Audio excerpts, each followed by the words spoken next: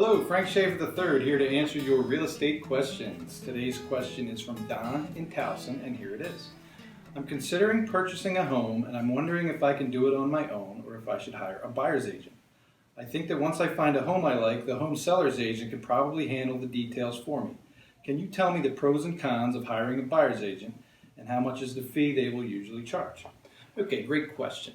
Many buyers who contact me when they're beginning their home search ask me similar questions, or at least they should.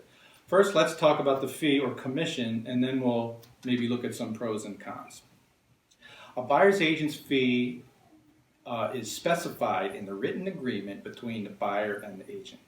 And usually that fee is due at closing, along with other costs that may be required of you.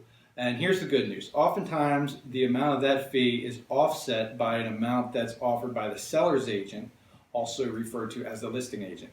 See, if the seller has an agent, they've agreed on a fee that the listing agent is going to charge them. And that listing agent will usually share a large portion of that commission with the buyer's agent, which will reduce or eliminate your obligation to your agent. So oftentimes, a buyer ends up with professional agency representation that's paid for mostly or even entirely by the seller through their agent. Pretty good deal. When you hire a buyer's agent, make sure that you understand what the fee is and what are the circumstances where the seller and listing agent are covering that, and when would a situation arise when you would have to come out of pocket for your agent's fee. Have that conversation with the agent before you hire him so that everyone is clear on you and your agent's rights and responsibilities to each other under the agreement.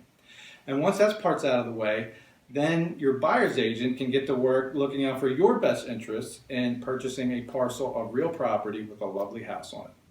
As far as pros and cons, well, too many pros to mention, but for one, you have a professional guiding you through the transaction. That agent that the seller hired is looking out for the seller's best interests. So the seller has a guide who speaks the language and knows the customs in territory that can be pretty complicated. That agent is going to do everything they can for that seller to make sure the deal goes in the seller's favor. You should probably want the same kind of representation. As far as cons go, I don't know, maybe you end up hiring an incompetent agent. So don't do that. Instead, hire a realtor who's knowledgeable that you can trust.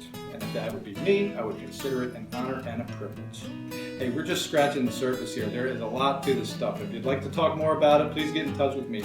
Once again, I'm Frank Schaefer III with Coldwell Banker. See you next time.